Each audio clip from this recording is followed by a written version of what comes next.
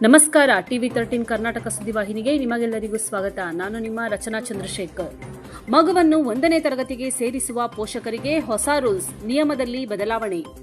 ಸದ್ಯ 2025-26ನೇ ವರ್ಷದ ಶಾಲಾ ಮಕ್ಕಳ ಹಾಜರಾತಿ ಈಗಾಗಲೇ ಆರಂಭ ಆಗಿದೆ ಎಂದು ಹೇಳಬಹುದು. ಶಾಲಾ ಮಕ್ಕಳ ಹಾಜರಾತಿ ಆರಂಭ ಆಗಿದ್ದು, ಪೋಷಕರು ಮಕ್ಕಳನ್ನು ಶಾಲೆಗೆ ಸೇರಿಸುವ ಕೆಲಸದಲ್ಲಿ ಬಹಳ ಬ್ಯುಸಿಯಾಗಿದ್ದಾರೆ.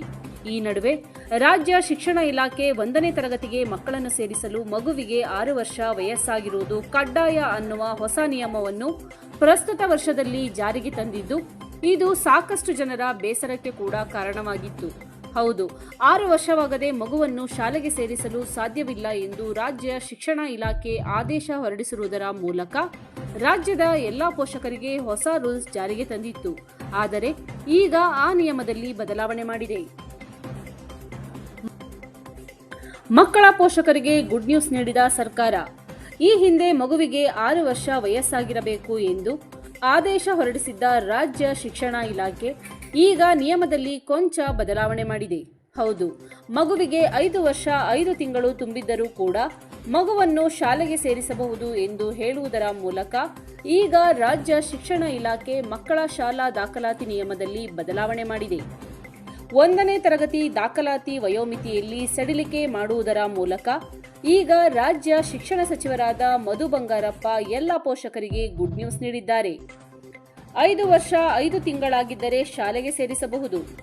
ಮಕ್ಕಳ ಆರೋಗ್ಯ ಮತ್ತು ಅವರ ಶಿಕ್ಷಣ ಉದ್ದೇಶದಿಂದ ರಾಜ್ಯ ಶಿಕ್ಷಣ ಇಲಾಖೆ ಮಕ್ಕಳಿಗೆ 6 ವರ್ಷ ಕಡ್ಡಾಯ ಆಗಿರಬೇಕು ಎಂದು ಆದೇಶ ಹೊರಡಿಸಿತು. ಆದರೆ ಹಲವು ಪೋಷಕರು ಇದಕ್ಕೆ ವಿರೋಧ ವ್ಯಕ್ತಪಡಿಸಿದ ಕಾರಣ ರಾಜ್ಯ ಶಿಕ್ಷಣ ಈಗ ನಿಯಮದಲ್ಲಿ ಕೆಲವು ಬದಲಾವಣೆ ಮಾಡಲು ಮುಂದಾಗಿದೆ. ಪೋಷಕರ ವಿರೋಧದ ನಂತರ ರಾಜ್ಯದ ಶಿಕ್ಷಣ ಸಚಿವರಾದ ಮಧು ಬಂಗಾರಪ್ಪ ಅವರು ಮಕ್ಕಳಿಗೆ 5 ವರ್ಷ 5 ತಿಂಗಳು ಆಗಿದ್ದರೂ ಕೂಡ ಅವರನ್ನು ಶಾಲೆಗೆ ಸೇರಿಸಬಹುದು ಎಂದು ಆದೇಶ ಹೊರಡಿಸಿದ್ದಾರೆ. ಇನ್ನು ಈ ಹೊಸ ನಿಯಮ ರಾಜ್ಯ ಶಿಕ್ಷಣ ಪಠ್ಯಕ್ರಮಕ್ಕೆ ಮಾತ್ರ ಅನ್ವಯ ಆಗಲಿದೆ.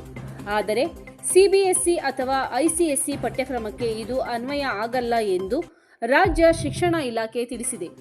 ಇನ್ನು 1ನೇ ತರಗತಿ ಮಾತ್ರವಲ್ಲದೆ ರಾಜ್ಯದಲ್ಲಿ ಎಲ್ಕೆಜಿ ಶಿಕ್ಷಣ ಪಡೆಯುವ ಮಕ್ಕಳಿಗೆ 4 ವರ್ಷ ವಯಸ್ಸು ಕಡ್ಡಾಯವಾಗಿ ಆಗಿರಬೇಕು ಎಂದು ಮಧು ಬಂಗಾರಪ್ಪ ಅವರು ತಿಳಿಸಿದ್ದಾರೆ.